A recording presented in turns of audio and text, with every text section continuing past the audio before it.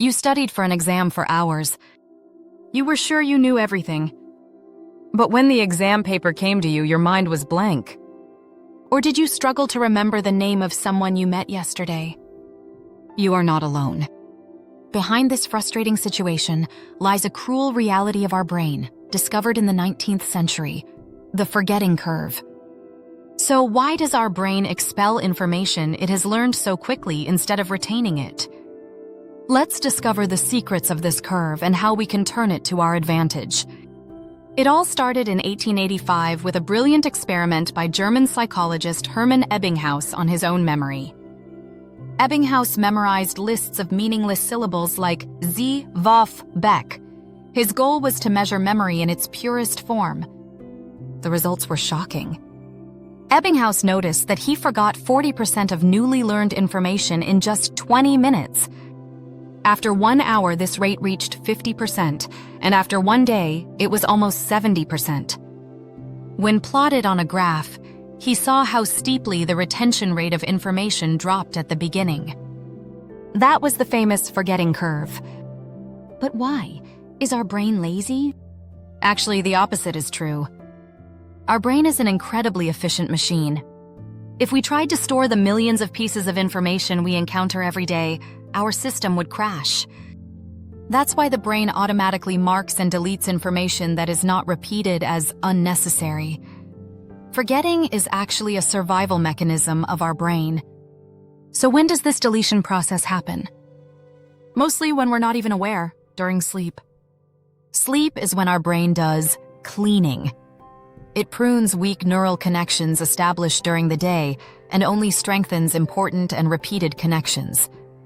That's why getting a good night's sleep after studying for an exam is much more effective than repeating the material until morning. Because sleep acts as a bridge that carries what you've learned into long-term memory.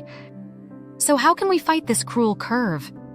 The answer is hidden in our brain's biggest superpower, brain plasticity. Your brain is never a fixed organ. With every new piece of information and experience, it reorganizes and strengthens its neural networks. Even as you watch this video, your brain is literally being reshaped.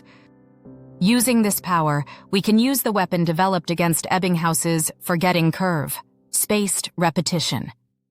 Repeating information just before you are about to forget it strengthens that neural connection in our brain and flattens the forgetting curve. The ideal repetition intervals are as follows. First repetition, 10 minutes later. Second repetition, 1 day later. Third repetition, 1 week later. And the fourth repetition, 1 month later.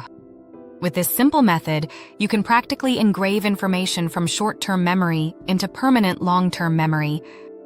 So is there another way to trick our brain? Yes, it's called the Zeigarnik Effect. Our brain remembers unfinished or partially completed tasks much better than completed ones. Here's why you can't forget an episode that ends at the most intense moment. You can also use this effect in learning. When studying a subject, take a short break just as you reach the most interesting part. When you return, your brain will want to commit that information to memory much more strongly. If you liked this video where you understood these interesting working principles of our brain and want to discover more secrets about learning techniques, don't forget to subscribe to my channel. Write in the comments, do you have a special method you use against forgetting? Spaced repetition? Or just rereading? Or did the Zeigarnik effect make more sense to you? Come on, let's share our best learning tactics with each other. Remember, knowledge is power and power grows as it is shared.